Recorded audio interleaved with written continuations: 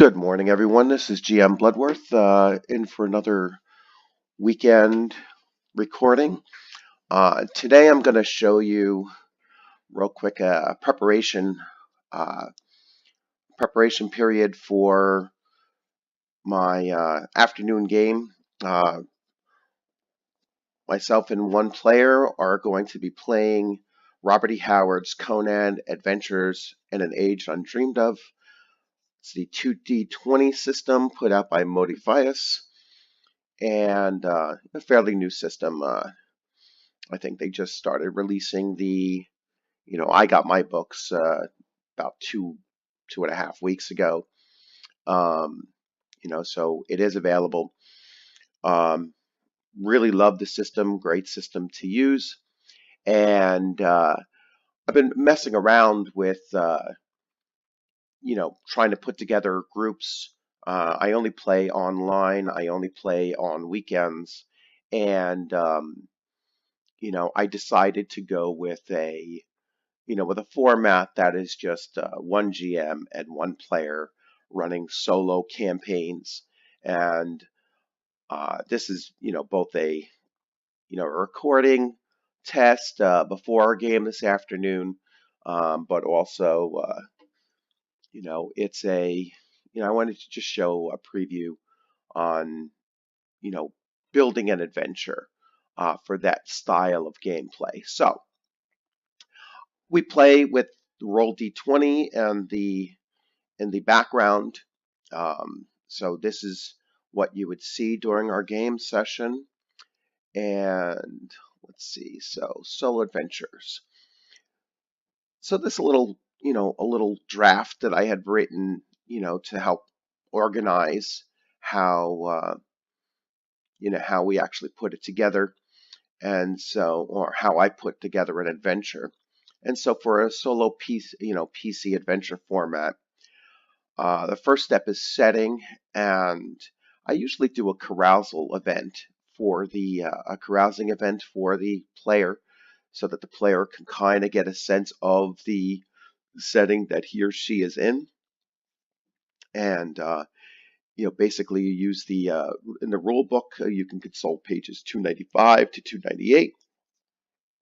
You roll 2d20, and that will determine, some kind of an event.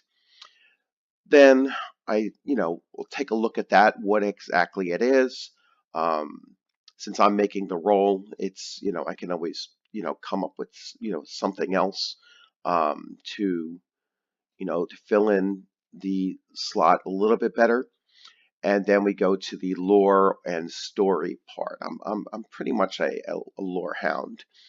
And so I like to try to tie in the carousing event into the PC's lore, um, his story or her story. Um, and then sometimes I will, introduce the title of the title of the adventure to the player. The next step is travel, and sometimes the players get them out there into the outside of the starting area. I'm more of a PC role playing game kind of player, so I think of towns and such like almost like a an adventure hub, more so than just a location where adventures may happen.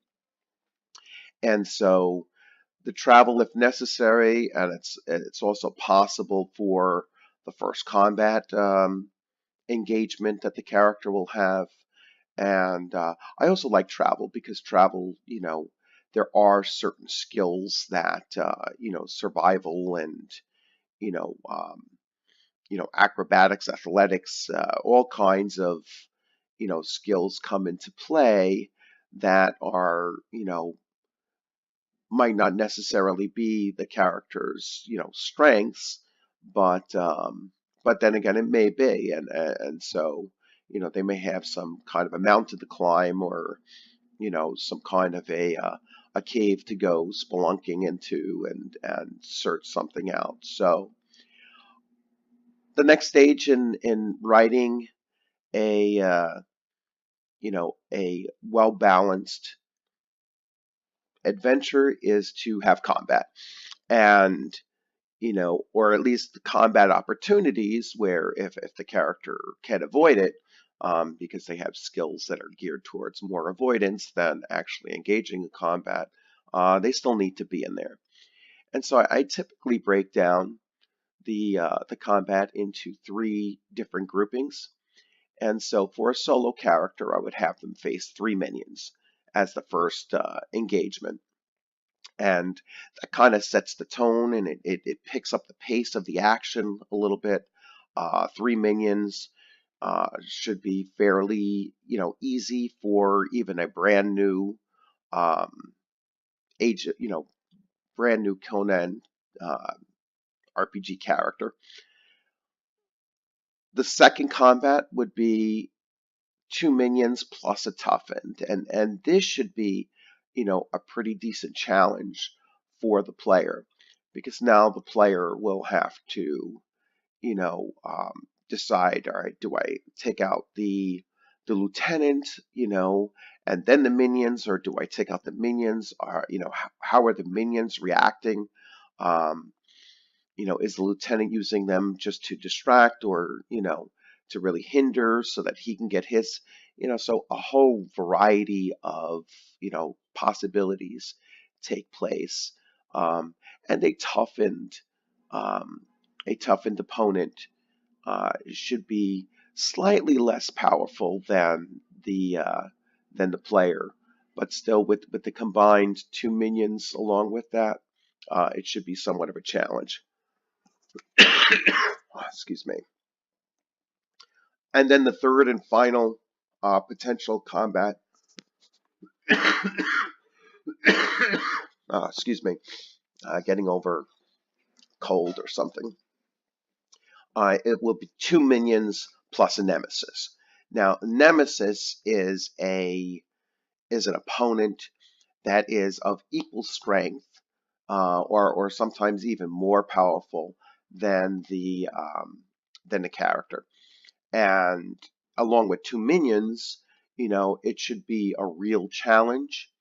Um, However, and I'll get to this a little bit later, uh, the player may have, uh, his character may have attracted his or her own minions as well. Um, and those could be NPCs, or those could be part of their minion pool, which, like I said, I'll explain a little bit later. So let's say, the character has gone through the setting, gone through the story, has traveled, has engaged in, all three combats if necessary. Um, then we get to the resolution stage. So that's when the player discovers, all right, I've defeated all of this. I've discovered what I was supposed to discover, and now I'm going to go through the resolution stage, wrapping up the adventure, possibly getting a clue as to what the next adventure, might be, and that basically ends the action sequence of, a solo adventure. Now, I've played this out once already, and I've, with a player, and I've tested it out, and using this format, we ran, the actual adventure took about 2.5 hours. Um, but there was about a half an hour of time spent, um, preparing the character in the very beginning, so, but I'd still say, I think the whole session went about 3 hours and 40 minutes, 2 hours and 45 minutes. So I'd say between 2 hours and 15 to 2 hours and a half was actual play time. So when writing an adventure, um, what I like to do is I take, every character starts with a war story and an education, and these two factors of their character are played out before they have any associated skills or traits or attributes generated by those events. So with these legacy campaigns, I have seeing if the player wants to start with the option of starting out before they have all of their skills and their attributes. Um, so far, nobody has, or they don't know, they don't have the character sheet written up in a way that they can see, all right, well, at this point, before my education, this is what my character stats were. After my education, this is what they are. But it's something, I'll consider for future runs. During these initial adventures, this is where the war story and the education, are kind of introduced, to the player, and how it's going to get interwoven into their future adventuring, as well as introducing the nemesis of the character's legacy story. So that might be just little hints being dropped along the way because, in all of Robert E. Howard's writings, I mean, Conan always had that nemesis, that was, just, the Thophamon that he knew was out there somewhere and knew he was, always conspiring against, Conan. So that was always something, you know, that nemesis on the horizon. And so that's something I'm also trying to capture here. So continuing with the writing piece, when I write adventures, and I found that using this format, um, I can write an adventure in slightly less than 2 hours, as long as I know some of the characters, basic background information. I could start throwing it together. Um, these are really designed to be one-shot uh, adventure sessions, of between 2.5 and 3 hours long. And so it only takes about, you know, an hour and a half or so to put together, a format style adventure. When I'm writing an adventure, I like to, look at this little skill chart that I've made here and basically, you know, I like to expose the character and the player to having to use a variety of skills in order to get through each encounter. So if they get to an encounter, I like to have a non-combat option and a combat option. Or, if they come to a challenge that is an intelligence-based challenge, well, maybe there's you know, an awareness challenge that could also get through that, or coordination, or even a personality. So um, I mean, most of the adventure will be built around the character's strengths, but every once in a while it's good to mix it up so it keeps the player and the character on toes, and forces them to weigh many different options.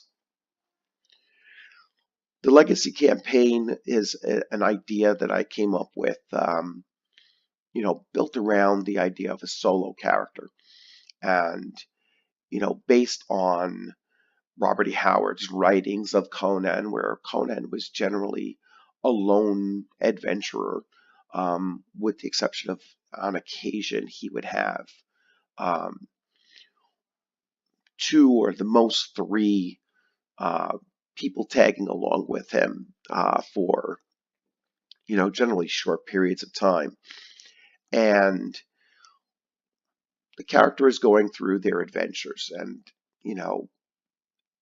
it's their story, and that I don't have to get involved with other players and their stories as well. However, if character number one is in Samaria, and in a particular village of Samaria, and then character number two the following week ends up passing through that same village, then there might be some residual effect of the first characters passing through that will impact the second player's, the second player's actions. And so that's where the legacy part comes in. Also, if a character dies in the campaign, um, there is no resurrection in Conan. And so if a character dies and the other players happen to go through that area, they too might end up picking up some of that residual impact of the previous player characters, events and experiences in that same area. Um, and even more so if that player character had generated a good deal of renown. So that's something else that that generated the idea of legacy campaign in my mind. So renown becomes an important reward at the end of each adventure. So renown is measured from a -2 to a +5 scale. Now all characters in the game start with a 0, um, and short of knowing how you become less known than 0, I haven't figured out yet. But anyway, basically it's character starts out with a 0. They do not have any minions. All right. At that point, actually, I have to change this. All right, 0 minion. There's no successful.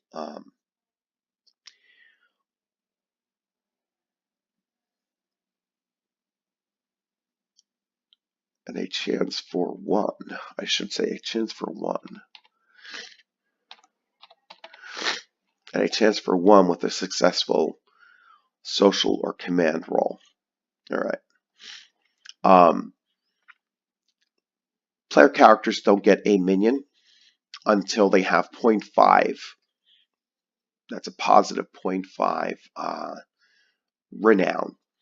All right. And they most likely won't get a 0.5 until their second adventure. And I'll get down to that. But at the highest maximum renown, a character will have 3 minions and 1 toughened minion. So a total of 4 minions. Now, minions don't always have to be combat. They could be support characters. They would be named characters, as certainly the toughened would be. But depending on their survivability, and maybe that's how players can end up with a negative renown if they can't manage to keep their minions alive. But like I said, at the most, once they reach a 5 renown, they would have 3 minions and 1 toughened, which makes them a pretty effective fighting group for a solo character anyway. A toughened minion is actually very similar to like a lieutenant of the city guard, or possibly even the captain of a city guard. At the end of each adventure, experience points and renown are awarded, and as you can see, 75 XP per hour of play session. So if we're running 3 hours, basically that's 225 experience points just from that. 50 XP for role playing. So if they show any signs of the player shows any signs of good role playing, if I'm interested by the play, then the extra 50 points is going to come their way, or some level of it. 10 XP for every momentum generating roll. So every time the player has gained momentum, they've gone below their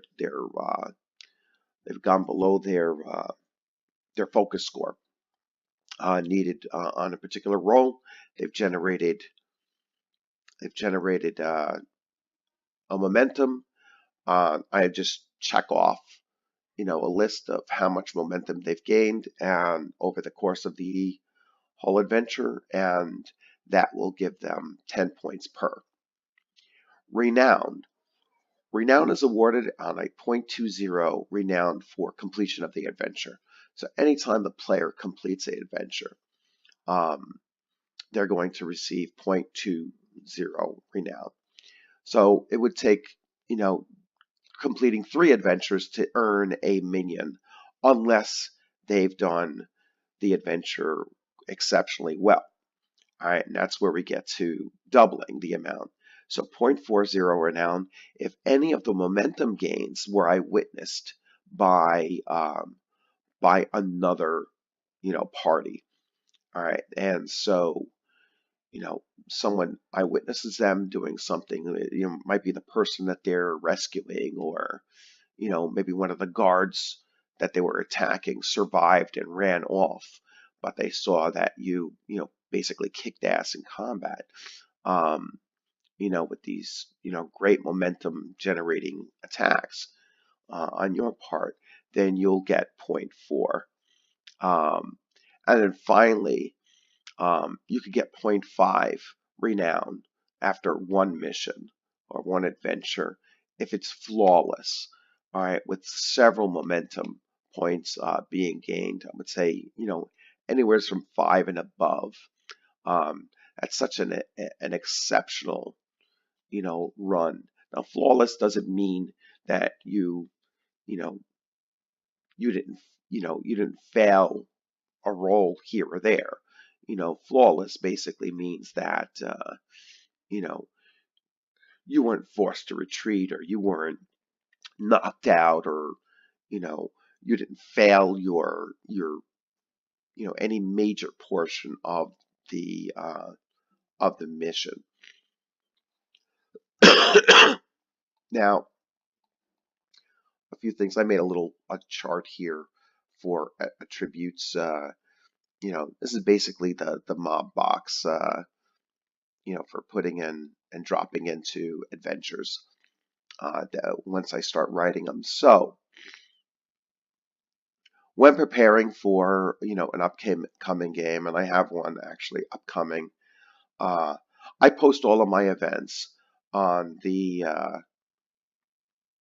on the Conan, gaming group. It's a Facebook page, the Conan gaming group. It is closed, but if you're, a Conan enthusiast and you're on Facebook, I definitely recommend that website or that Facebook page. And so I post the individual character, or player character event. So these are all solo events. And so today's game coming up in a couple of hours is going to be, I got the times wrong there. But the game coming up in a couple of hours is going to be Carlos's character. And Carlos's character is an Azir, future to be an Azir pirate. And so we're going to put him, since Azir is a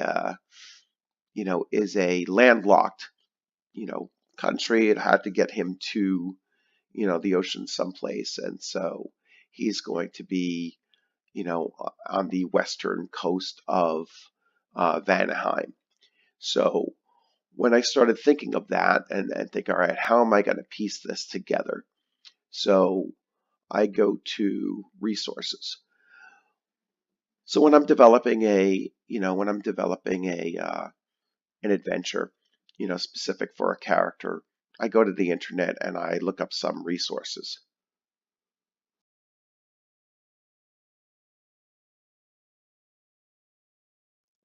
Sorry, I had a cough. And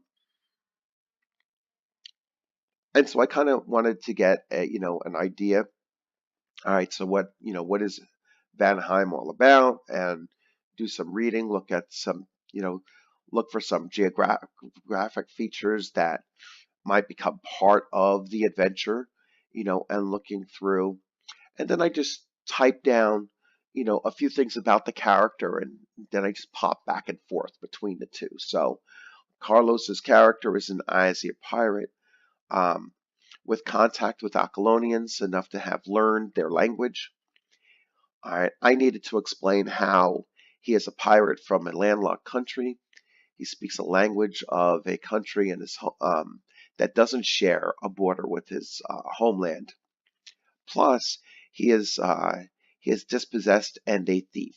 So he was, during his character creation, he came up with the two traits of being dispossessed from his family and a thief. So through his education. So the solution was that he was sent off by a family member, by his uncle, to an Aquilonian trader who turned out to be a smuggler and black market trader with connections to pirates um, between the two territories of Pickland and Vanaheim. And so that will put him around this area here. You know, kind of a dangerous place for just about anybody to be living in. And but there are several pirate-run islands off in this western sea, in the Vanaheim Sea.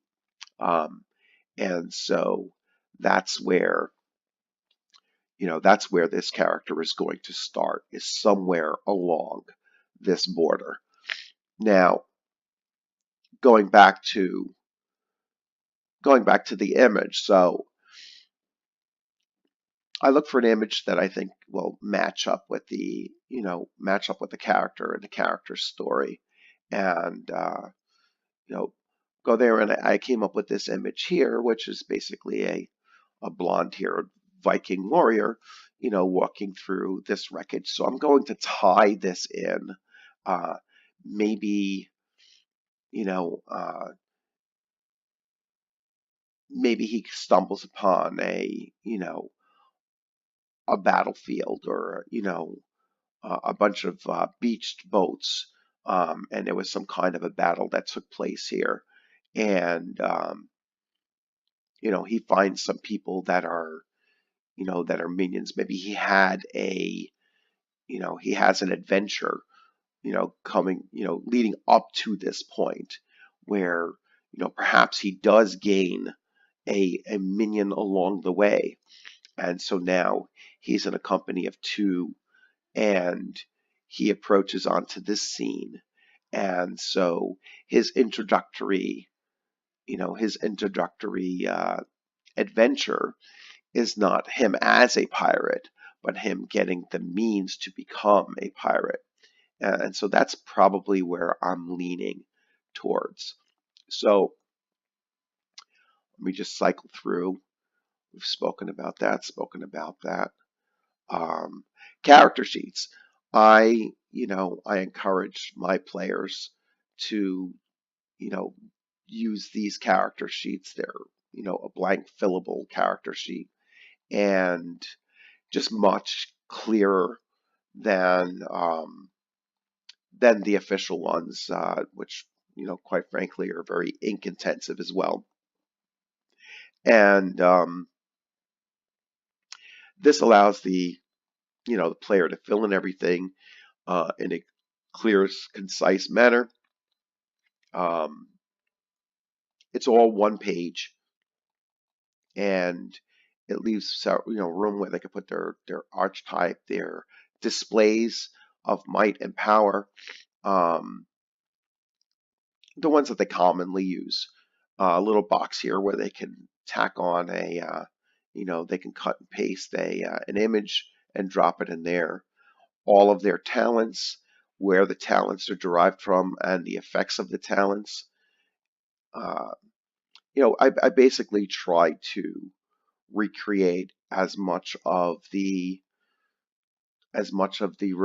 the official character sheet, and and just have a cleaner presentation of it.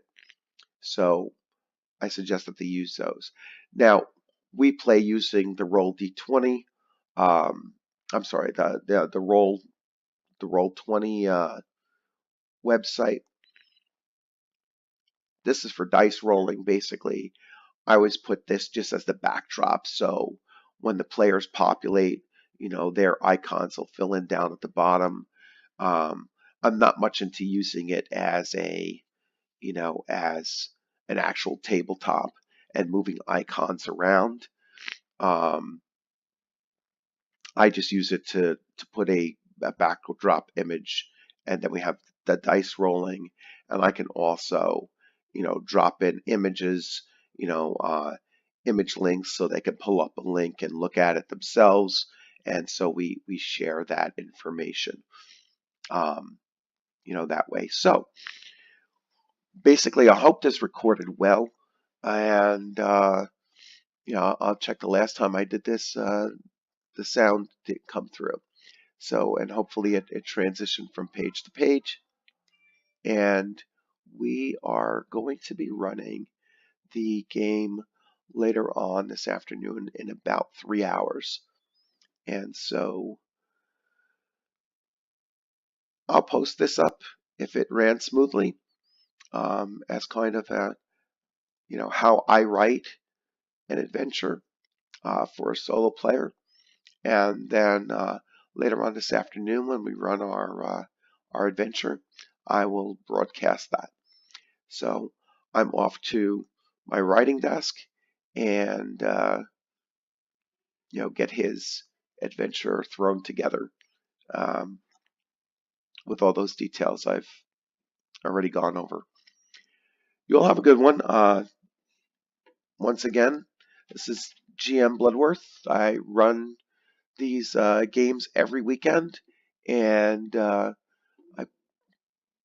pretty much post up on my YouTube channel, also under the name DM Bloodworth, DM Bloodworth on YouTube.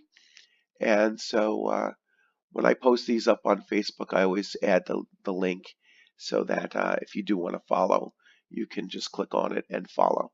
Once again, highly recommend, if you're playing Conan RPG, to join the Conan Gaming Group, and on Facebook. An excellent source of information and just meeting other people that are enthusiastic about this game. All right, you'll have a good morning.